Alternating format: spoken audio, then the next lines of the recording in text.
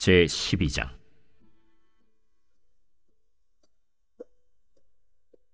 예후의 제7년에 요아스가 왕이 되어 예루살렘에서 40년간 통치하니라. 그의 어머니의 이름은 시비아라, 브엘세바 사람이더라. 요아스는 제사장 여호야다가 그를 교훈하는 모든 날 동안에는 여호와 보시기에 정직히 행하였으되 다만 산당들을 제거하지 아니하였으므로 백성이 여전히 산당에서 제사하며 분향하였더라.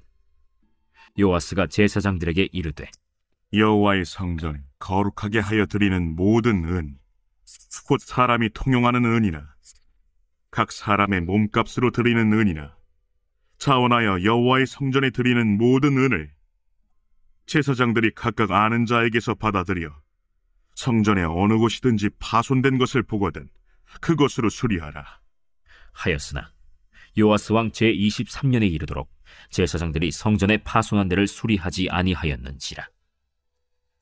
요아스 왕이 대제사장 여호야다와 제사장들을 불러 이르되, 너희가 어찌하여 성전의 파손한 데를 수리하지 아니하였느냐? 이제부터는 너희가 아는 사람에게서 은을 받지 말고 그들이 성전의 파손한 데를 위하여 드리게 하라. 제사장들이 다시는 백성에게 은을 받지도 아니하고 성전 파손한 것을 수리하지도 아니하기로 동의하니라. 사람은 여러 가지 변명과 핑계로 하나님의 일을 게을리합니다. 그러나 하나님은 그러한 사람들조차 사용하셔서 하나님의 일을 이루어 가십니다. 하나님의 뜻은 결코 취소되거나 실패하지 않습니다. 그 뜻을 깨닫지 못하는 사람의 미련함과 불순종이 있을 뿐이죠. 태어나면서부터 많은 위험에 노출됐던 요아스가 드디어 왕이 됩니다. 그가 왕이 되기까지 하나님은 특별한 손길로 그를 도우십니다. 그 중심에 제사장 여호야다가 있습니다. 여호야다의 교훈은 그 개인의 뜻이 아닙니다. 여호야다를 통해서 전해진 하나님의 말씀인 것이죠.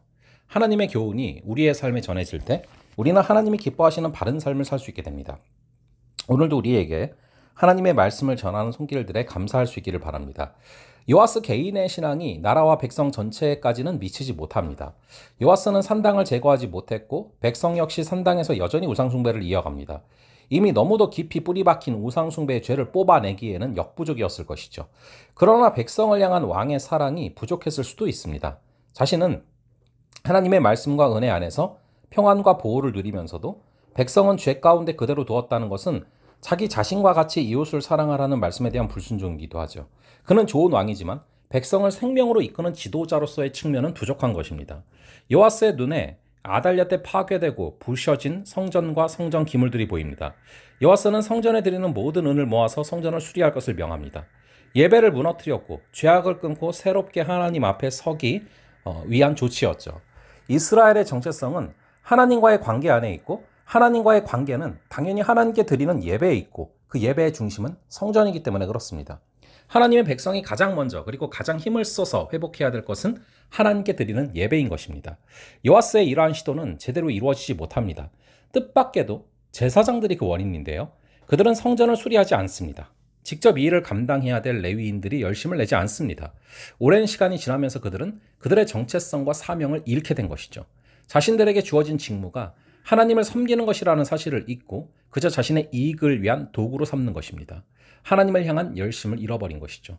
정말 무너진 것은 성전이 아니라 그들의 마음이었고 가장 먼저 회복될 것 역시 성전이 아니라 그들의 마음인 것입니다. 요아스는 대책을 제시합니다. 재물이 제사장들의 마음을 흔들 수도 있기에 이를 따로 모읍니다. 사람들이 제사장들을 통해 드리는 것이 아니라 직접 성전 수리를 위해서 헌금하도록 방법도 바꿉니다. 또 제사장들을 성전 수리에서 배제합니다. 죄를 반복하고 있다면 그 죄를 반복하지 않도록 조치를 취하는 것이 가장 좋은 방법인 것이죠. 성도가 무너진 신앙을 방치해서 결국 자신에게 맡겨진 사명 자체를 잃는다면 이는 매우 슬프고 안타까운 일입니다.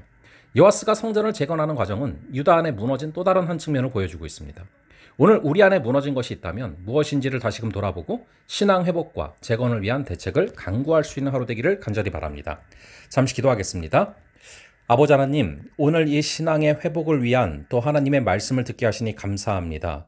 아버지 하나님, 간절히 바라기는 우리가 우리 자신을, 특별히 우리 안에 무너진 것이 무엇인지를 돌아보게 하시고 신앙 회복을 위한 지혜를 우리 가운데 부어주시옵소서. 특별히 하나님과의 관계는 하나님께 드리는 예배에 있고 그 예배의 중심은 성전이며 하나님의 백성이 가장 힘써 회복해야 될 것이 예배임을 잊지 말고 오늘도 예배에 승리하는 하루 되게 하여 주시옵소서.